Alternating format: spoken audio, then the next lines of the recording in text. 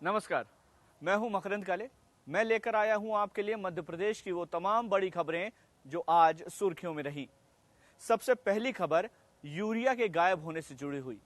जी हां, सुनने में थोड़ा सा अचरज होता है, लेकिन बहुत बड़े पैमाने पर यूरिया लापता हो गया।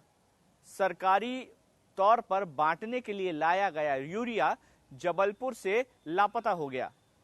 2666 टन यूरिया बांटने के लिए लाया गया था, जिसमें से 1800 टन के करीब किसानों को दिया जाना था समितियों के माध्यम से। लेकिन अचानक से इसमें से एक बहुत बड़ा हिस्सा गायब हो गया। जब इसकी सूचना प्रशासन को मिली और जब ये जानकारी मुख्यमंत्री तक पहुंची, तब आनन फानन में एक आपात बैठक बुलाई गई। मुख्यमंत्री शिवराज सिंह चौहान ने बैठक बुलाकर तमाम अधिकारियों को त्वरित कार्रवाई के निर्देश दिए और मध्य प्रदेश में किसानों को हो रही परेशानी को लेकर एक्शन लेने को कहा। सीधे तौर पर तमाम अधिकारियों की, अफसरों की नींद खुली और ये पता चला कि ये जो यूरिया था, ये सरकारी दुकानों में न जाकर सीधे प्राइवेट गोदामों में पहुंचा दिया गया। जिस एजेंसी पर इसको बांटने की जिम्मेदारी थी, उस एजेंसी के लोगों को बुलाया गया, पड़ताल की गई, तब जाकर यह पता चला कि ये सारा का सारा यूरिया निजी गोदामों में भेज दिया गया है। तुरंत सरकारी महकमा एक्शन में आया और उन्होंने निजी गोदामों पर छापेमारी शुरू की। थोड़ा बहुत जो यूरिया है वो मिल गया है। जबलपुर में ही 2 से 3 जो वेयर हाउसेस थे, उनमें ये यूरिया पाया गया है। करीब 80 टन यूरिया मिल चुका है, लेकिन एक बहुत बड़ा हिस्सा अभी भी गायब है। सिवनी, इसके अलावा नरसिंहपुर, दमोह और आसपास के इलाकों में यह तलाश अभी भी की जा रही है कि ये यूरिया आखिर गया तो गया कहां। जिम्मेदार अधिकारियों पर कार्रवाई कब होगी ये कहना तो मुश्किल है, लेकिन स्थानीय स्तर पर प्रशासन के हाथ पैर फूले हुए हैं कि आखिर किसानों को मिलने वाला यूरिया गया तो गया कहां। जाहिर है भ्रष्टाचार का एक बार फिर से सरकारी महकमे पर आरोप लग रहा है।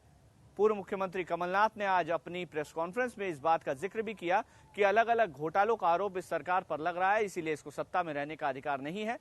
ऊपर से प्रशासन अभी भी यूरिया की खोज में लगा हुआ है। सवाल यह उठता है कि बार बार इस तरह के आरोप क्यों लग रहे हैं, और खासतौर पर जबलपुर प्रशासन पर सवाल खड़े हो रहे हैं कि जब यूरिया सरकारी गोदामों में जाने के लिए, सरकारी दुकानों में किसानों के लिए आया था, तो आखिर ये प्राइवेट गोदामों तक कैसे पहुंच गया। मध्य प्रदेश की दूसरी और अहम खबर जबलपुर से ही जुड़ी हुई है। यहां पर ईओडब्ल्यू ने जो छापा मारा था, उसमें बहुत बड़े बड़े खुलासे हुए हैं। ये छापा मारा था ईसाई धर्मगुरु बिशप पीसी सिंह के घर पर।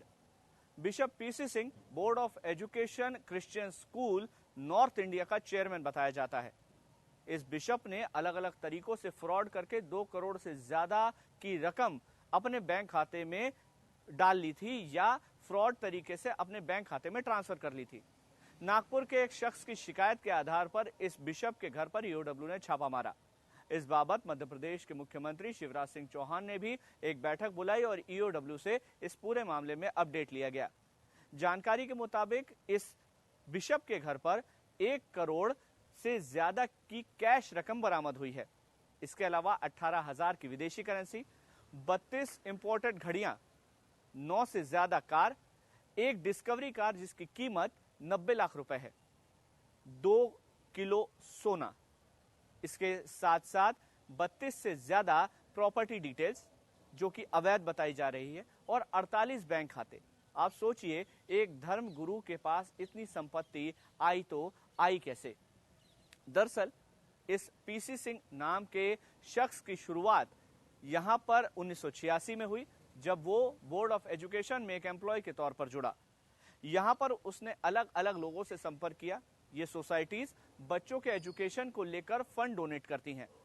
इन सभी फंड्स का उसने अलग अलग तरीके से इस्तेमाल करना शुरू किया और धीरे धीरे उसने एक पूरा चैनल बनाया जिसके जरिए वो इस पैसे को अपने बैंक अकाउंट में ट्रांसफर कर लेता था।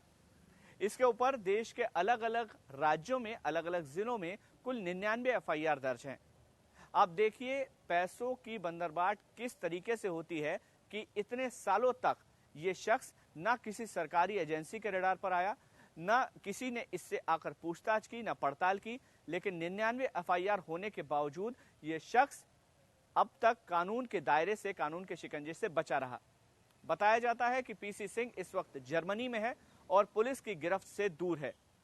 इतनी ज्यादा अमाउंट का फ्रॉड करने के बाद भी गरीबों के पैसे पर डाका डालने के बावजूद ये शख्स कानून के शिकंजे से बाहर है, कहीं ना कहीं एक बड़ा सवाल खड़ा करता है। मध्य प्रदेश की तीसरी और अहम खबर राजधानी भोपाल से ही है। यहां पर आज उमा भारती मीडिया से मुखातिब हुई।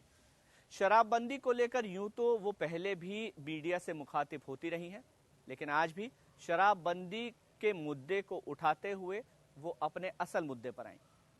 असल मुद्दा था जातिगत समीकरण साधने का। उन्होंने आशंका जताई कि मध्य प्रदेश में जातिगत सौहार्द बिगड़ सकता है, इसकी उनको आशंका है और उन्होंने पूर्व में भी मुख्यमंत्री शिवराज सिंह चौहान को इस बारे में चेतावनी दी थी, लेकिन उनकी चेतावनी का कोई असर नहीं हुआ और हालात धीरे धीरे बिगड़ते जा रहे हैं। उमा भारती के इस बयान के पीछे की वजह समझिए। दरअसल मध्य प्रदेश में कुछ दिनों पहले शिवपुरी से एक वीडियो वायरल हुआ था। शिवपुरी में एक नेता प्रीतम सिंह लोधी, उन्होंने अपने गांव के कार्यक्रम में मंच से ये कहा कि गांव में आने वाले ब्राह्मण पुरोहित यहां पर लोगों से पैसे की उगाही करते हैं। इतना ही नहीं, वो गांव की महिलाओं पर भी गलत नजर रखते हैं। ब्राह्मणों को लेकर दिए गए इस बयान के बाद हंगामा मच गया। कई ब्राह्मण संगठनों ने इसका विरोध करना शुरू कर दिया। प्रीतम लोधी ने कई बार इस बात को जस्टिफाई भी किया कि उन्होंने सभी ब्राह्मणों को लेकर यह बात नहीं कही। कुछ कथित ब्राह्मण जो पहले से जेल में हैं या इस तरह के आरोप लगने के बाद जेल जा चुके हैं, उनको लेकर यह बात कही गई थी।